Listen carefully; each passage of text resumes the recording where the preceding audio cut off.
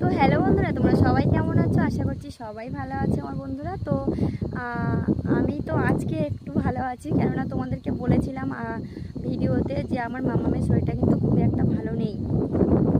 তো খুব একটা ভালো নেই এটা বলেছিলাম, কিন্তু কি হয়েছে সেটা কিন্তু বলা হয়নি। তো সেটাই বলছি আজকে। আমার মামামের কিন্তু পড়ে গিয়ে হাতে খুব জোরে চোট পেয়েছে, আর চোট পাওয়ার কারণে আমাদের এখানে হাসপাতাল রয়েছে, তো হাসপাতালে নিয়ে গিয়েছিলাম।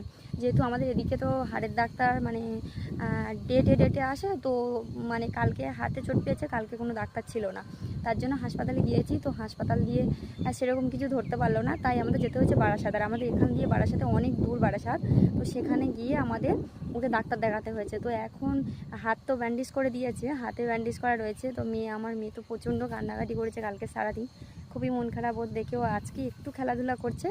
তো এটাই বলার ছিল তোমাদেরকে। অবশ্যই যেমন আমাকে সাপোর্ট করছে এরকম সাপোর্ট করো। টাটা, সবাই সুস্থ থেকো, ভালো থেকো।